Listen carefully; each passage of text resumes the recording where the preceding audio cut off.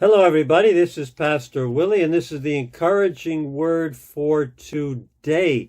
Cycles in relationships can be destructive, and oftentimes we don't even realize what's happening and that we are in this cycle. It's a repetitive way of dealing with the people who are in the cycle with us. Happens in families, happens on the job, happens in churches, happens in our personal relationships with friends. There are cycles, and we're caught in the cycle and we can't get out. Could be the way a husband or wife treat each other, the way they act towards each other.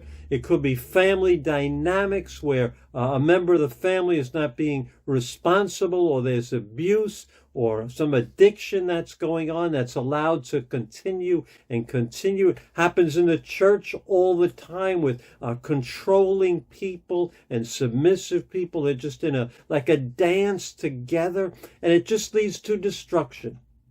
So in today's scripture, there's a war between King Saul's army and King David's army. And there's killing, and then there's revenge. And then because of the revenge, which is more killing, there's revenge back. And it's this destructive cycle. We see it in modern wars today, in terrorism, in all of these types of things, in gangs on the streets. There's this cycle, destructive cycle. But it happens in families, as I said, in other areas. So the scene here is that the leader of David's army, a man named Joab, and the leader of Saul's army are in battle and with their men, and they're pursuing each other. And the key concept is that nothing changes until one person changes. Nothing changes until one person changes. Listen to 2 Samuel chapter 2, verse 26 and verse 28. Abner called out to Joab, "Must the sword devour forever? Don't you realize that this will end in bitterness? How long before you order your men to stop pursuing their fellow Israelites?" So Joab blew the trumpet, and all the troops came to a halt. They no longer pursued Israel, nor did they fight anymore. Cycle broken.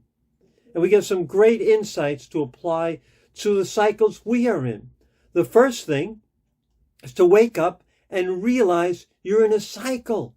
You are in a cycle. You analyze, you say, this is going on.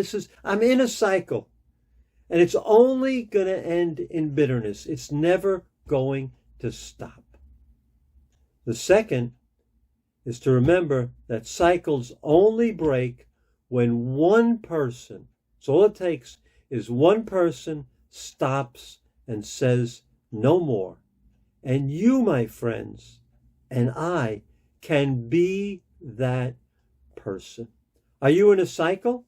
As I've been preparing this video devotional, I realized that I am in a cycle, not in my family or marriage, but in another venue. Let me leave it at that. And it's never going to stop unless one person says stop. And I intend to be that person. So I challenge you today to examine your relationships. What cycles are there going on in your life? Are you a part of? And then ask God to give you the courage to blow the trumpet and say, no more. And I love the ending. Nor did they fight anymore. Have a great weekend, and don't fight. See you on Monday.